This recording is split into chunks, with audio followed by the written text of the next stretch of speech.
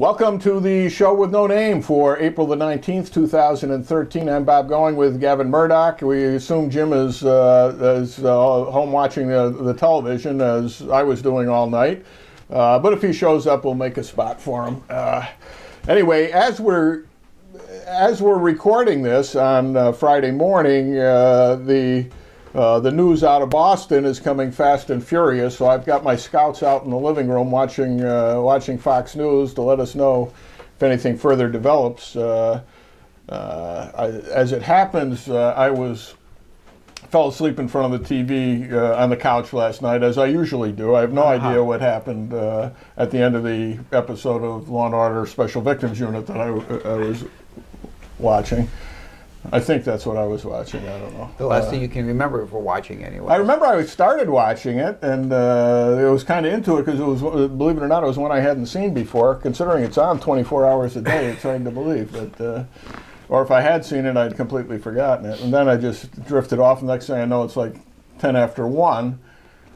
So I go up to bed. I said, well, let's just check the latest from Boston before I go to sleep. And of course, they were in the middle of they'd already had the gunfight at that point. They're in the middle of everything, trying to figure out what's going on. The police are descending.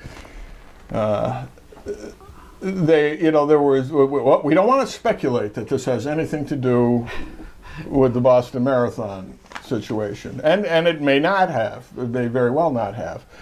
But the first couple of clues are when the FBI shows up, and then the Boston Police Commissioner shows up.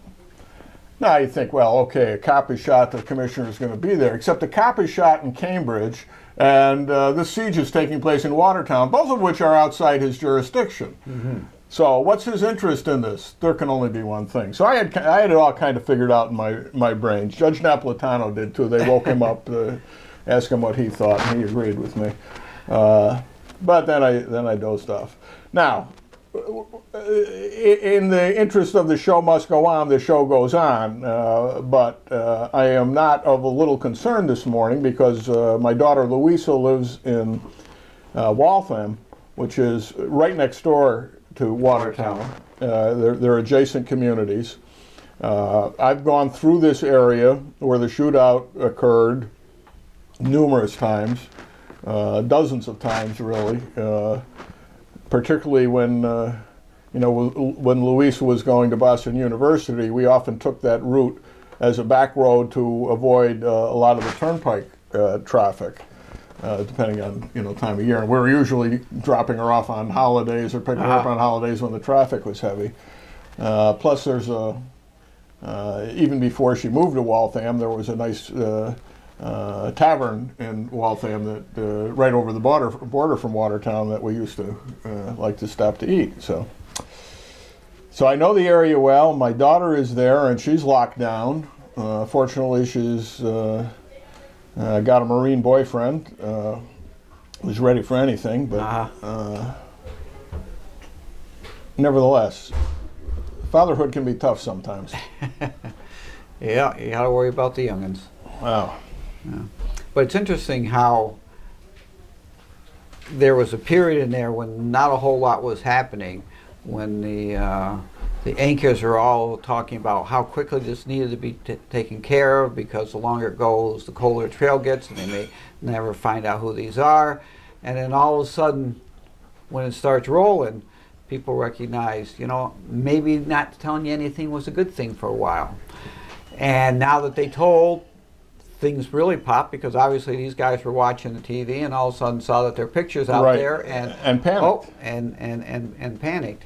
And I, to their credit, some of the reporters said, but we always have to keep in mind, this is not NCIS. It is not a 60-minute solution to a problem, and it takes time. And the thousands of hours and the thousands of photos they had to look at before anything even popped that, let's see if we can find this particular group of people. Yeah. Imagine just coordinating all the video that they got in. What time was this taken? What time was that taken? And then they, most of them don't have counters on them. No timestamps on them. So you're just, trying to and they were taking it from hours before till afterwards and all that. It's funny. Sometimes even in a big crowd. Right, bulletin. This just in. Oh, the Christmas tree's been thrown out. Only 4 months after Christmas. Okay, thank you. I told her to give me bulletins. So well, didn't we just see on Fox News that somebody had Christmas decorations still up? Right, we were just watching that. Either the house that we're looking at or the one next to it has got still has got the Christmas decorations up. Yeah, yeah. Is it in the woods? All right. Okay. We have a graveyard of used Christmas trees out in the back, but you know, I have a lot of acreage here, so I have a spot where I do that, and they eventually return to the whence they came. Recycled. That's good. Anyway, what were we saying before the? As an example, Anna was in high school. Sophomore, junior in high school, and her then boyfriend's family took her to a game at Yankee Stadium between the Yankees and the Red Sox. Now, it happened to turn into a classic game that is constantly played on the Yes Network. It was the game, I'm trying to think how many years ago it was now. But the Red Sox came out to like a 12-1 lead after 2 innings or something like that, and end up losing it on a walk-off home run in the whatever inning. I forget. Maybe the bottom of the 9th. I forget. I mean, it was one of the greatest comebacks of all time, and of course between the two rival teams. Now, there's 58,000 people in the stadium, something like that. It was absolutely packed. It was a Saturday afternoon. Yeah. Hey, Jim's here. Okay, come on in, Jim. Yeah, just we're running live, but that's okay. Hello, Jim. Hello. Anna, get him some coffee, please. Okay. So, anyway. That ball goes over the fence, and 57,999 people are on their feet. And watching it on TV, I could see Anna. On the right. Because she was the one that was sitting down like this.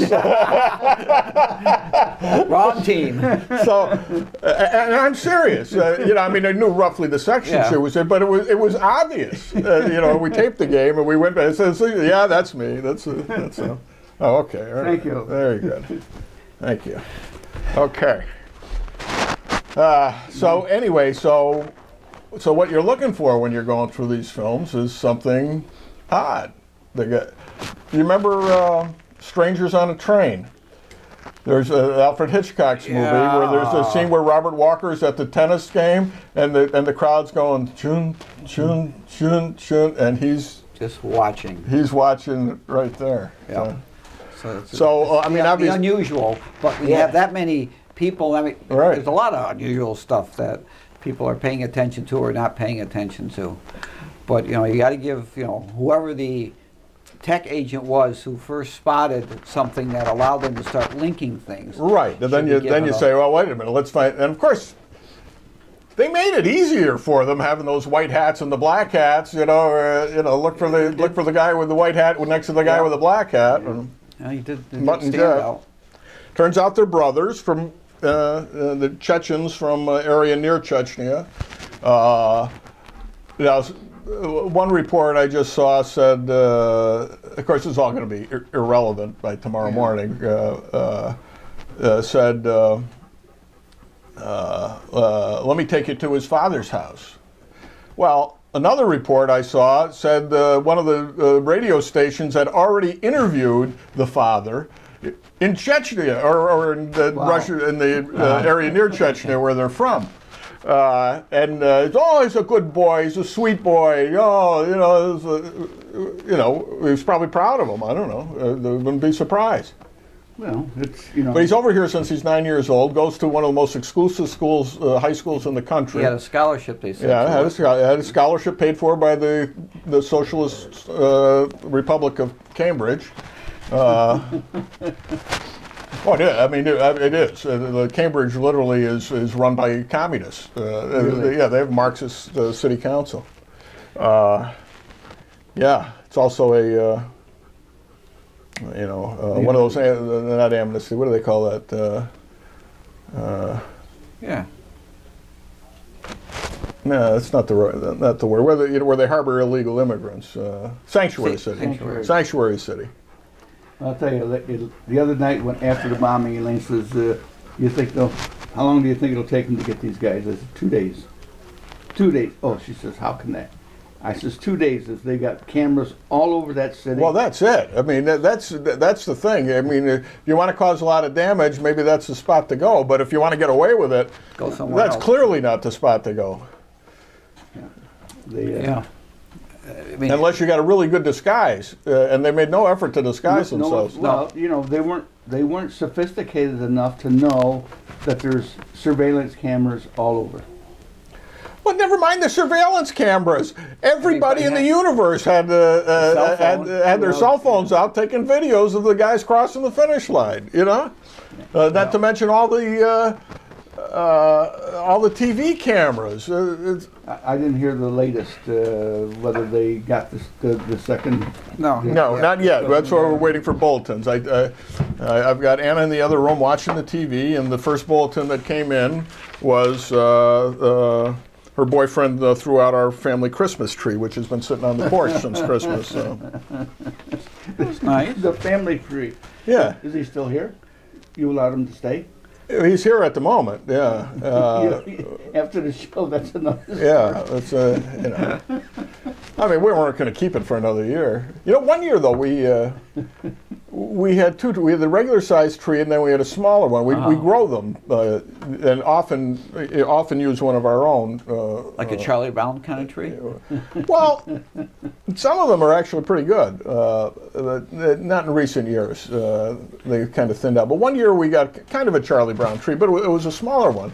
But it was small enough that I dug it up and put it in a pot, and we kept it inside. And in the spring I replanted it, and it's still growing out there. And that was 15 years ago, probably. Oh. So it took. So you never can tell.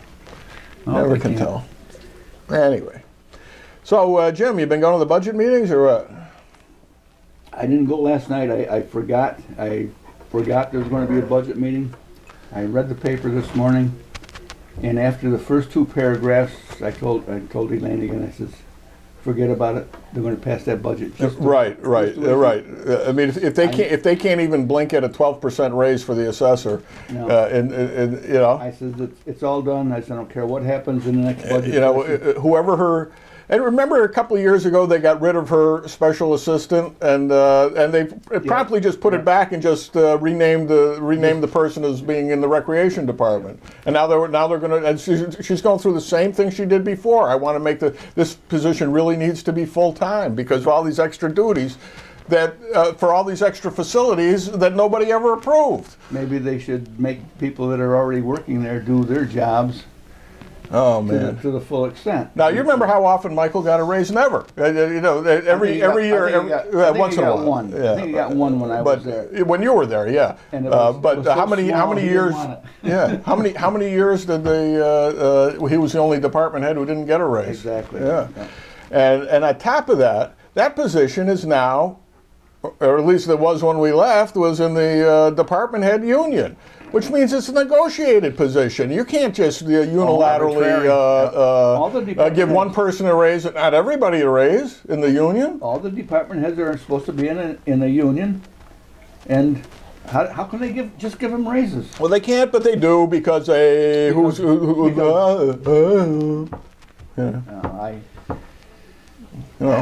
do aldermen have round shoulders and flat heads? I don't know, Bob. Why? Because you ask them a question, they say, I don't know.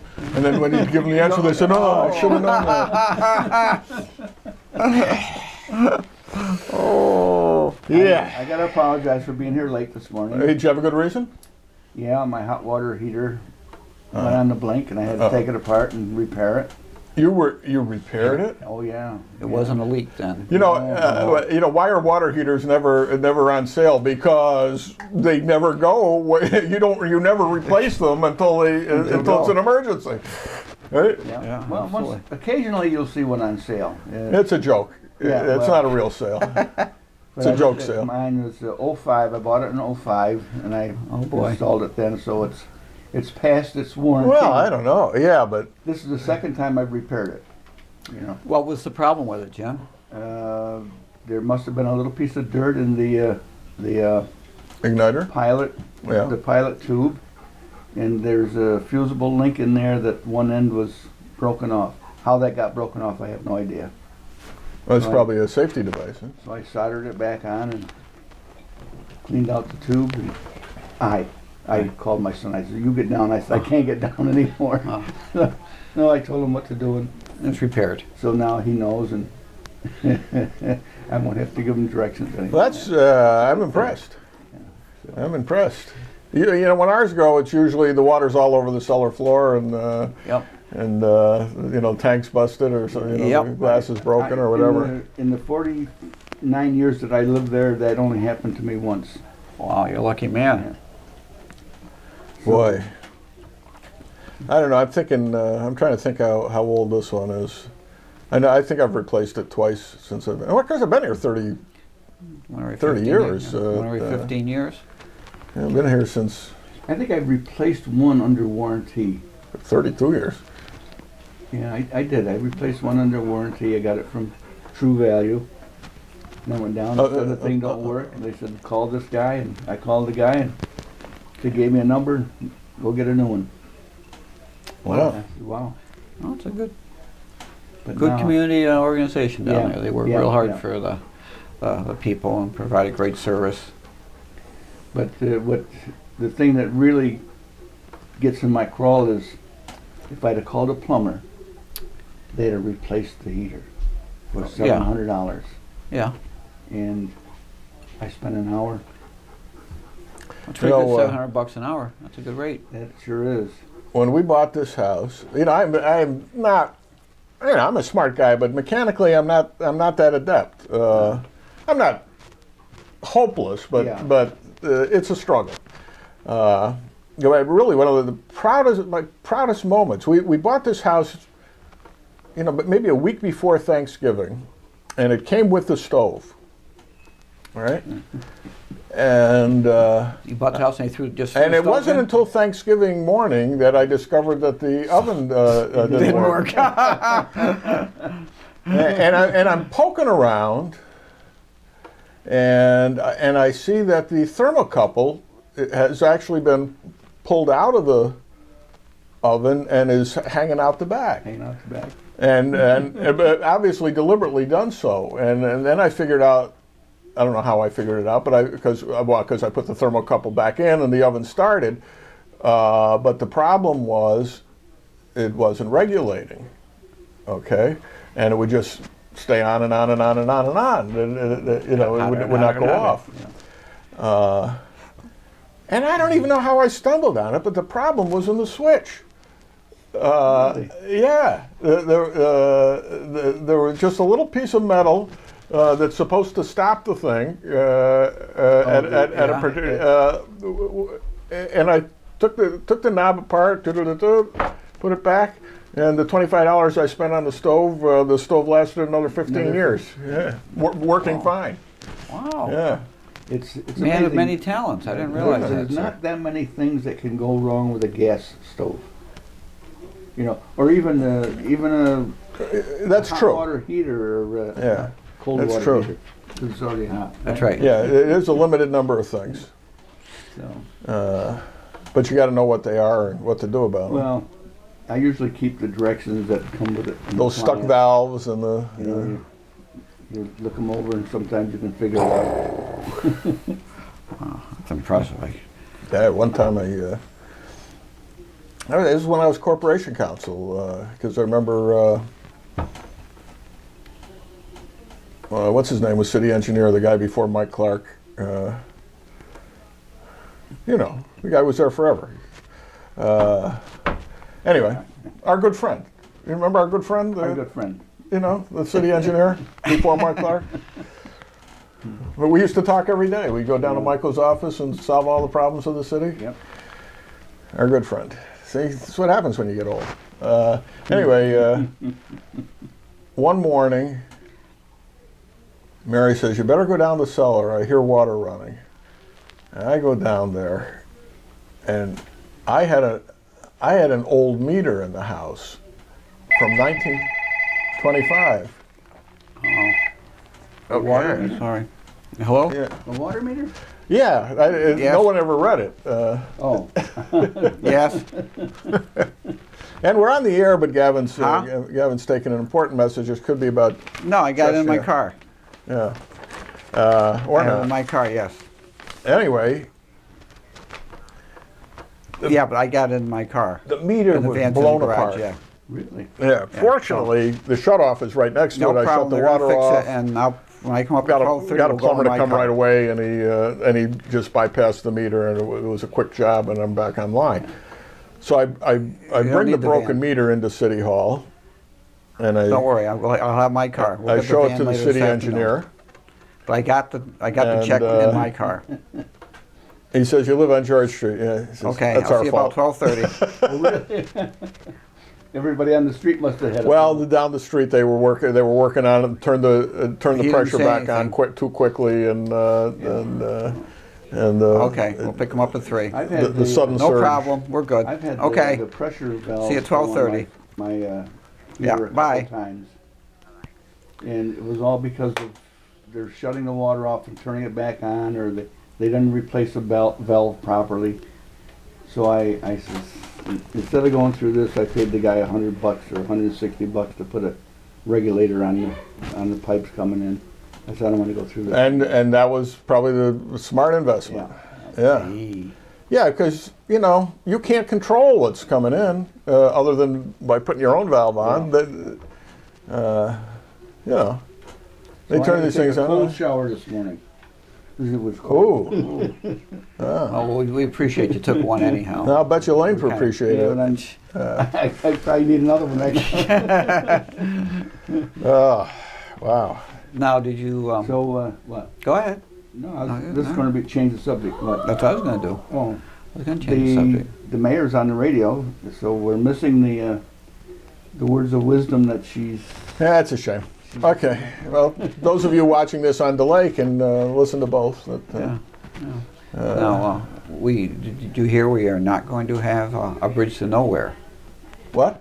We are not going to have a bridge to It's going nowhere. to go somewhere. We're going to have the Mohawk Valley River overlook.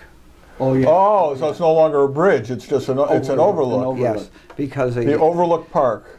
they didn't feel people would come here to walk on a bridge as To a nowhere. destination, but to come to an overlook of the Mohawk Valley and the river would be a great attraction to bring people in here as a destination.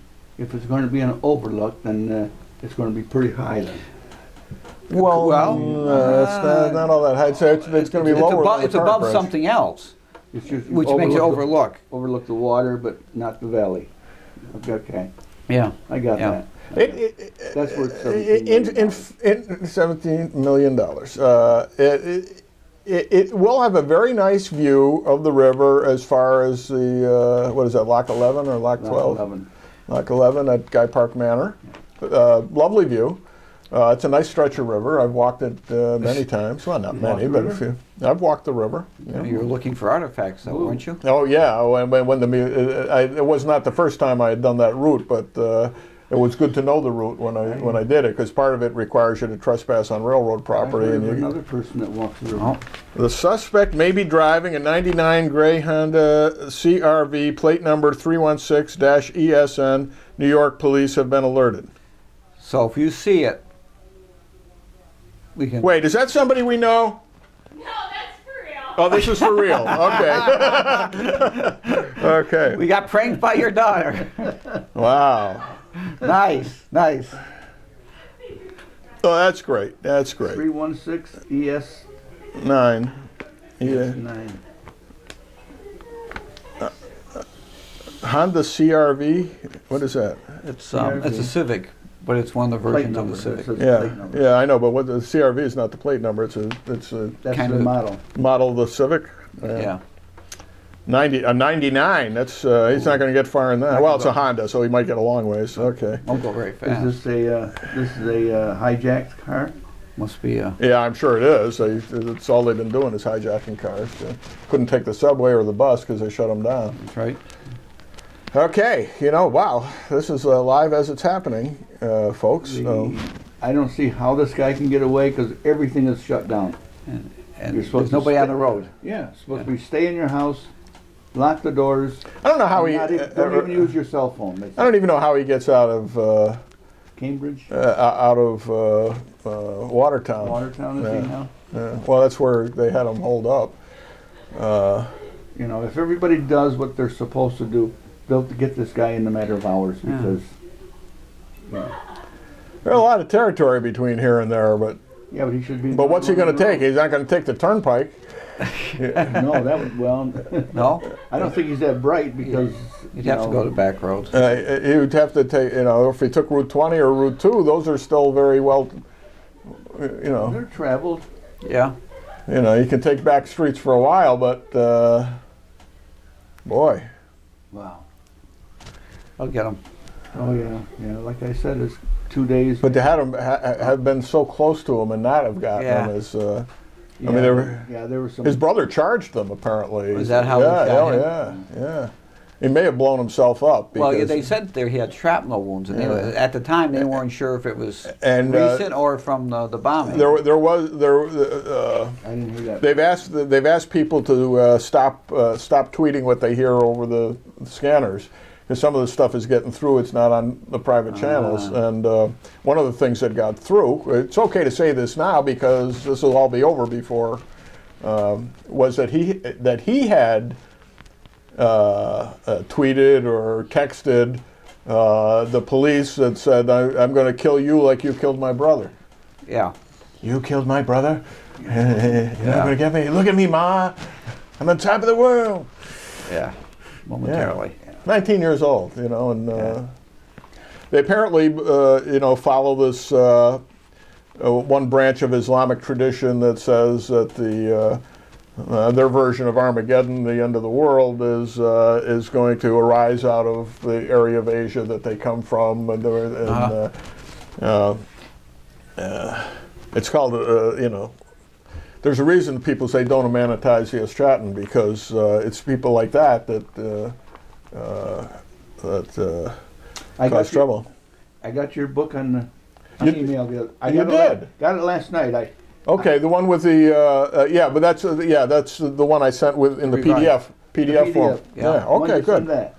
Oh, yesterday. Yeah. Oh, I was going to say Yeah. it took that long. Yeah. No. I sent that yesterday, and I sent Gavin a copy. Yeah. And Thank you for the acknowledgement Yes. in there. That was very nice. Yeah. oh yeah, I might change that. I just I sent it to people. I put people in the acknowledgments that I was sending the book to, so that They read it. Read the rest so of the they, book. I may very well change that before it's over. Remove all references to all members of your family, which take up about half the book at this point. I got to page 33 before I went to bed. Okay. So I like I like the book. The style. I like the style. I think the style is very good. It's down to earth, plain language, and anybody can understand it.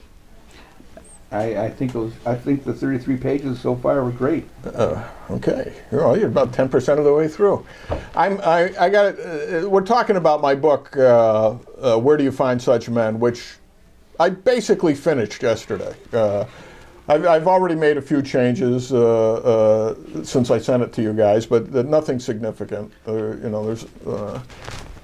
was a request made to delete something from a family member, and I did. And that's understandable. I'm not in the business of offending anybody. I got enough material to keep me going anyway.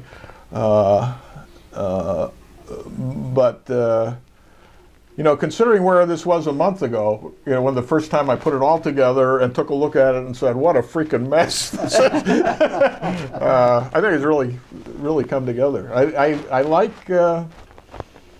Elaine says, I should send them my uncle's story when his wrong war, Elaine.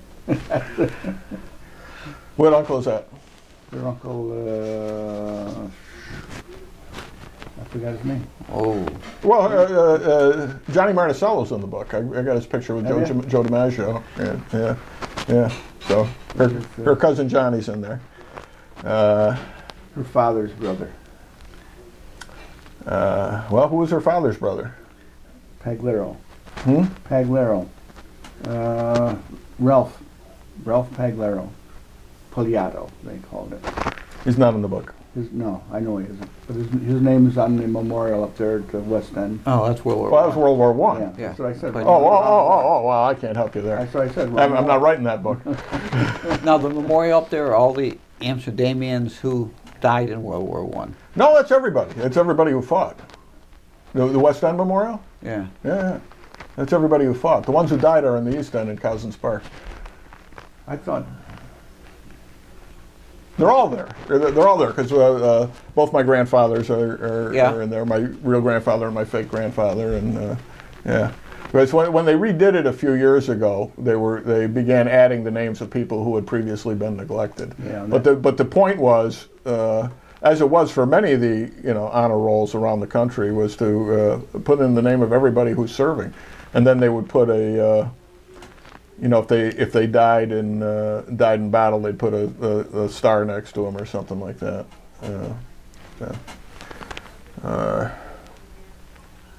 So that's the point. Let's see. Well, your grandfather was. Oh, he wasn't on this side though, was he? Yeah, he was, but he went with the Canadians. Oh, he was with the Canadians. Yeah. Yeah. They would take him in hours because he had served sometime in the Home Guards in Scotland, and so they wouldn't go here. So him and a buddy went up to Buffalo, crossed the river, and enlisted in the Canadian Engineers. It still doesn't seem like they would say no to somebody. Well, it's funny, enlisting. it's, How it is, yeah. But I found the letter he got from the draft board. And so in other words, he was a resident of Amsterdam at the Yeah. time that he joined the Canadian Yeah, service. he was. Yeah. But he wasn't a citizen yet. One of the stories I added to the book, I think since the first time I sent it to you, I could be wrong, was, I forget the guy's name now. It was, went before the draft board, they classified him 4F, wouldn't let him in. He tried to volunteer, they wouldn't let him in. He goes to Canada, they won't let him in.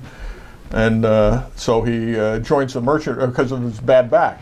So he joins the Merchant Marine. They're happy to take him.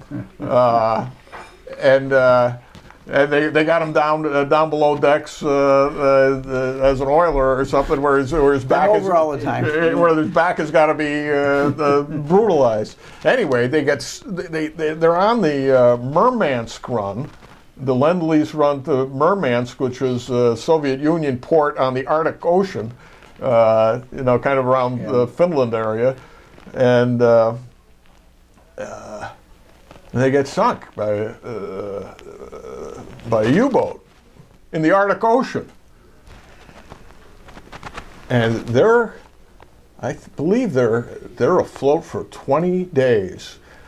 They're nowhere near land. They don't even attempt to row anywhere because there's no place to row. They just let the currents take them, and then they're out of water, they're out of food. They're all starving and die. I don't think any of them actually died, but they're Dire straits. But dire straits. Just and then one morning the fog lifts, and there's a boat approaching him, and he looks up and he sees the Stars and Stripes flying. 30 days in a hospital, 2 days back in Amsterdam to see his mother, and he's back shipping out again. 20 days in the Arctic, that's And this is a guy who was absolutely draft free. I mean, he couldn't get in for nothing. They just wouldn't take him. And no, I got to do it. And he does it, and he goes right back. Where do we find such men? All over Amsterdam. Yeah, yeah. In area. I had a lot. You know, you wonder when you're. Am I telling too many small stories and not enough big stories? You know, because I got some big stories in there. Yeah, but And the small sheer stories- magnitude of the small stories is what overwhelms me. There are so many small but great acts of courage and sacrifice, and it's just amazing. Who contributed? Everybody contributed. Everybody, including the women working on the lines, pouring out the canvas duck in the Mohawk carpet mills. Yep, absolutely. But I'm very pleased with the way it turned out. There's not much more I'm going to do with it. The whole Leon Mazanik story that I now put at the beginning, I think, is a nice entry. It is. It's the tip of the iceberg for what is yet to come in the rest of the book. It's but it's all those small stories, personal stories, that allow the big ones to really flow. Right. But there's a connection with There the is. big stories. Yeah. Because you had to have all these small stories to allow a big one to occur.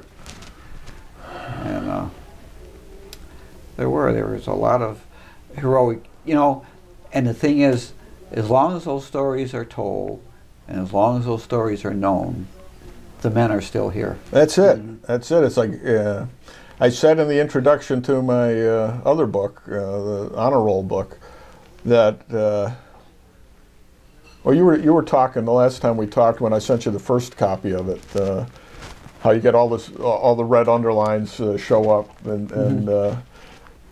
and one of the things about Amsterdam, of course, is that it's a very ethnic town. Yeah, And we have a lot of non-Anglo-Saxon names here, many of which are unpronounceable outside of the city, right? You know. And within the city. Well, yeah, but you know, if you lived here long enough, Gajela Pamakai just slips off your tongue. But you know, for somebody looking on the outside, well, what? And as a result, believe it or not. The word processor does not really recognize Jones or Smith and stuff like that. But they don't recognize Gabrieluk or or any of these things, and so they all end up being underlined. And as I said in the preface to the first book, when I right-clicked on those and added them to the dictionary, it was like bringing them back to life. You know? Because they're always going to be there. Yeah. Yeah. Yeah, I'm still doing it as I'm going through this. Now I'm doing some place names in India I was doing last night, right-clicking them. I adore the Ed Hartigan section of the book. I hardly wrote a word of that chapter because it's mostly his diary from World War II.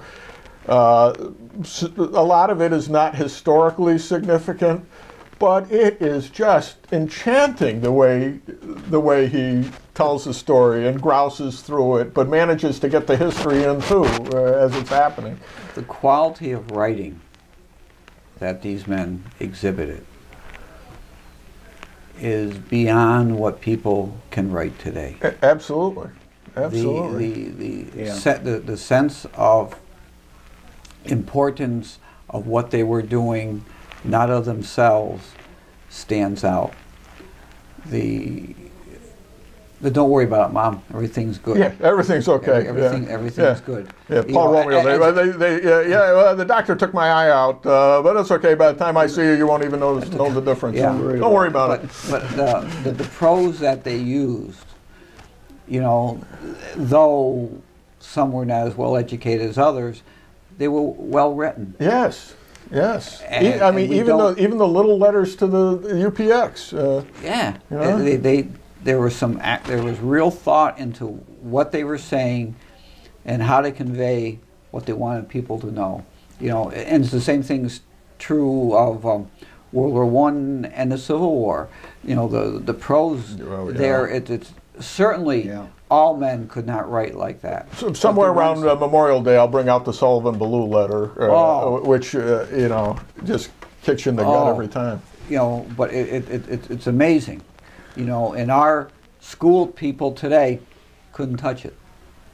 Oh, you know what I wanted to do today, and you started it, and I forgot to do it. I was going to print out that 8th grade. That test. The 8th grade test, and see if we could pass it. That old one? Yeah. Because the picture. I couldn't pass it. But I couldn't open it up. All I could do was get the picture. I couldn't get to the test. Oh, well, I've got it someplace. Yeah. I looked at that on the internet a year or so ago. Oh, I remember it. It really makes you feel dumb, doesn't it? Yeah, according to that, we are dumb. But you know, in those days, in 8th grade, you were expected to go out into the world. If you graduated from 8th grade, it was like graduating from a junior college today. Because so many didn't go beyond. You know, 6th grade was generally the limit. I'm reading the story about Buffalo Bill. And at 9... Cody? Yeah. Okay. 9, 10, and 11 years old, he was driving stage. He was tracking Indians. I said, at 10 years old, 11 years old, this guy is working as a man. Right. Well, listen, not my grandfather, my father-in-law, Mary's father, you know, my wife, who is still in her 50s, her father, born in 1902, at the age of 12, literally ran away and joined the circus, and no one gave it a second thought. He was a barker on the Midway. At the age of 12. Well, at 13, I took the bus from Gloversville to Amsterdam to run a shoe shine stand. Yeah. I ran it in Fonda until they had the train wreck, and my stand got wrecked, and then they sent me to the depot down here, the waiting room. And I ran that one for waiting room. On East Main Street. Yeah, I know the busway. The waiting room. Oh, wow. Back by the Police Gazette newspaper. Oh, yeah. Surprised what you can learn on the covers of those newspapers. And that was a busy place. You know, this flash of memory just came. Father Ionati's marriage class. I think when we were juniors, they did a marriage class, and you know, toward the end of the semester, he says, you know, in addition to our textbook here, you should pick up 1 or 2 books on marriages and read them and think about them and so. And I raised my eyes. I said, you mean like the ones down at the bus station, Father?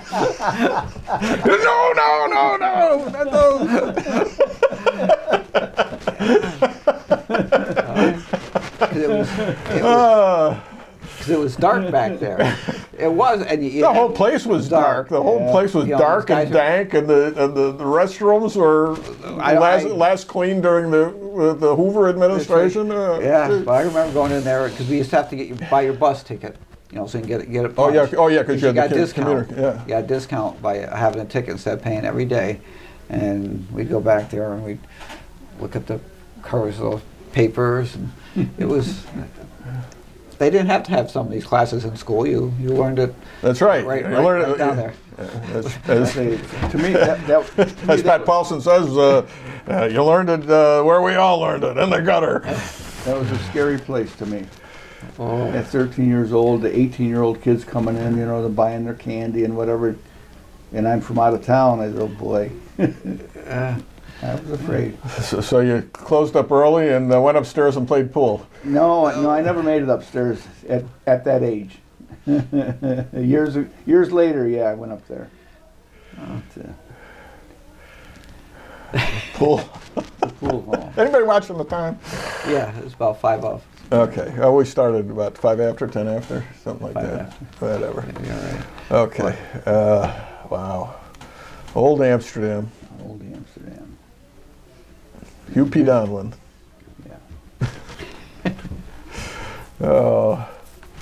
So, I don't know what I'm doing with the book next. But I sent it out to a bunch of people, you know, to get their comments, criticisms, suggestions, and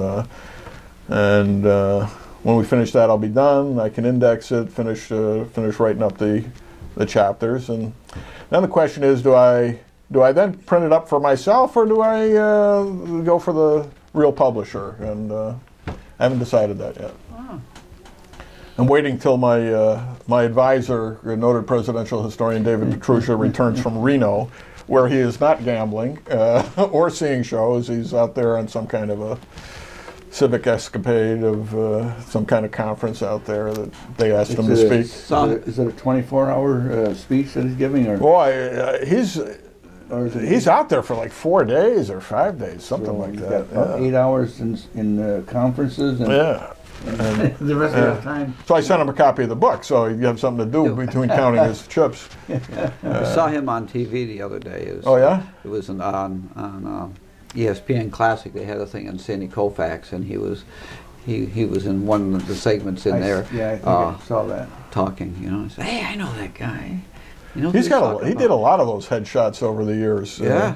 He's in quite a few of those ESPN Classic on baseball. Yeah. And then he's on the History Channel on a bunch of different shows. The one on that presidential series he was on. And of course on C-SPAN he's in a lot. Yeah. Yeah, I think they had Warren Spahn was on. I didn't watch that one yet, so I'm sure he's probably in. He died, right? One on Spahn. Yeah, a couple like years fairly, ago. yeah, fairly recently. Yeah. Wasn't long ago. Bob Costas had a show on the other day with Harrison Ford on Jackie Robinson. You know, Don Newcomb was on too, and that was good. It's gotten very good reviews. 42 is the name of the movie, and it's gotten very. And Newcomb's very good still alive. Newcomb's still alive. Yeah, he's still around. Zimmer's still around. Koufax is still around from the 55 Zimmer. Dodgers. Yeah. Yeah. Lasorda. He sort of played that year, but there aren't many left from that era. No, I think the Bat Boy's still down there on Route 7. Yeah, he threw out the ball. Well, yeah, where was it? At Wasn't Dodger Stadium, was it? No, I don't think so. I don't remember. Yeah, the Bat Boy. He was like 20 years old when. He was less than that. He was in high school. Was he still in high school? I thought he was older. He was in high school because I met him. He's a lawyer down in this side of Oneonta. He's old now, though. Well, yeah. Well, yeah. He was the Bat Boy. Went for Robinson and 47. I'm talking about from 47. Oh, no. This guy was the Bat Boy in 55. In 55. That's the year they won, right? Right. Yeah. But they had that. They interviewed the Bat Boy from 47. Oh, okay. And he was an older. Yeah, well, he's got to be. Yeah. But he's ancient. This guy. This guy, I walk into the law office for a conference, and we were kind of on the same side. I was actually dealing with his son, and there's this huge mural, the whole side of the whole wall of the 55 team. And you know, it's just a spectacular picture to begin with. Right. And I said, that was the first team I rooted for. I said to this, he says, you see this kid over here, the Bat Boy? That's my father. He's downstairs. I'll introduce you. Yeah, the Red Sox are doing well. Oh my. And of course, I think they're inspired. Luis has got tickets for tonight's game, and on top of the drama of the events of the day, assuming they don't cancel it, Ortiz is back tonight. He hit a home run in Pawtucket yesterday, so he's ready to come back. Yeah. No, they're playing hard, and they're playing as a team. They said on I don't know if it was Around the Horn or PTI yesterday that the other night they all went out. The 21 of them went out to dinner together,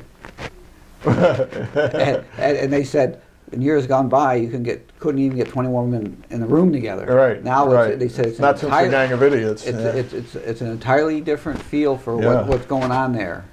Farrell's the perfect guy for the job right now. He brought he brought the Buckholz and Lester back from oblivion. Mm-hmm. They're pitching the best pitching of their lives, and it's been the whole starting lineup has not allowed more than 3 runs in a game since the start of the season. That's incredible. That's crazy. Yeah. Did you see that the show on the knuckleballer? I can't remember. On Dickie on 60 Minutes the other night. Yeah. Did we just get an echo in here when I shut that door? I feel like my voice is coming right back at me. It is. Is it? It's weird. That wall coming back. All right, I'll have to put some padding up. Yeah. Anyway, did you see what? Who was just on? R.A. Dickey was on 60 Minutes the other night. The knuckleballer that went from the Mets to the Blue Jays. Yeah. And he talked about what a struggle it was because he'd pitched for like, I don't know, 9 or 10 years. 14 years. In the minors because nobody would take him. Every time he'd come up, he'd get shelled. And it was Oral Hershiser that told him, you want to play baseball, you better learn to throw the knuckler. And Hershiser wasn't a knuckleball pitcher. And so he went and he couldn't find anybody to teach it to him, so he taught it to himself, and all of a sudden it's worked. Now, it hasn't worked real well for him this year in Toronto. I think he's 0-3, but nonetheless, and he talked about he had a really rough childhood and everything, but he seemed like a very genuine, nice guy on there, and how grateful he is because of the term it took him to get to majors, for having the opportunity to play in the major leagues, and he's somebody who appreciates it as opposed to some of these knuckleheads. They think it's the guy living right. We owe it to him. Yeah. But it is interesting. But Boston has done very well. You'd like to see it last, so they still have that rivalry with the Yankees. But who knows which direction the Yankees are in because Jeter's out till did you see that news on Jeter this morning? Yeah, he's going to be out till after the All-Star break. Yeah. Maybe. Maybe. He might be done. Who knows? He's no kid anymore. He's 38. He had a great year last year, but eventually the body breaks down. Yeah. It's not the will, it's the body. So. Boy. And they're still in second place, but they're 2.5 games back. Listen, I know it ain't going to last forever. They've won, 6 or 7 in a row now? Something like that. 6 or 7 in a row. 7, I think. But, every game they win at the beginning of the season is one game they don't have to win at the end. And it's a hell of a lot better to start out like this than 0-6 or 1-12. Like the Angels. Oh, what is... That makes no sense at all. On paper... They should be ripping it up, but Hamilton has struggled. Pujols has struggled again this year. Trout. I was I don't know if I was happy or sad to see, but the Sox scored one of their runs last night on an error by Cord Phelps, who played with the Mohawks here a few years ago. Oh yeah, yeah. I remember him. Oh, he was the cream of the team. He may have played here 2 years actually. He at least played 1 year. He was terrific. Some of these guys you just know are going up, and he was one of them. Yeah. To see the Union College baseball team is in first place in their league. They've been playing their home games up here at Shuttleworth. Oh. And they were talking on the radio that if they win the league, they'll host the playoffs for their league, which will bring 4 teams and few thousand people to the city. Terrific. To play up there. And have you been to any of the games yet? No. We got tied up when they were playing the 2 doubleheaders the first weekend. I didn't get to see any of them. And now I haven't been following the schedule, so I'd love to go up and catch a game. They playing this weekend, do you know? I don't know. They didn't say. By the way, we should manage as we finish up this hour. We should mention that that's from last week, last week's paper. The Amsterdam Drama Club is hosting Thoroughly Modern Millie tonight and tomorrow and Saturday and Sunday afternoon, and don't miss it. It's sure to be a great show. And St. Mary's Institute is hosting a Salute to Dutch Holland, open to the public, and anybody who wants to lay tribute at the feet of the ghost of Dutch Howland is welcome to attend. It should be a great event because it'll be nothing but happy memories of a terrific guy. And it's going to be at Howland Hall, right? At Howland Hall at the St. Mary's Institute campus, formerly Bishop Scully High School. On Upper Church Street? Upper Church Street, although it's called Copernic Drive now, I believe, where they are. I think it's actually got a number. Ooh. Yeah. Alongside Monsignor Glavin Way, which is really the driveway to the back, where Dina and Deacon used to hang out. Yeah, that's right. And can you still get there through Scully Gully to the school from Sanford? You know, that's a good question. I'd like to try that because I sort of think the trails are not in the shape they were. They probably aren't being used as regularly. They're probably not as You used to be able to cut straight across over to Sanford Avenue. That's right. And then there was a other lesser used trail that went down in back of the old Bartizel warehouse. Anyway, that'll do it for this hour. Stay tuned. If you found us here, you'll find the second hour of the show, which we haven't done yet, but we will shortly. And it'll be after this show. Right after this show. So this is Bob Going with the late Jim Nicosia and Gavin Murdoch, and we'll be back with more of the show with No Name. Let me see what.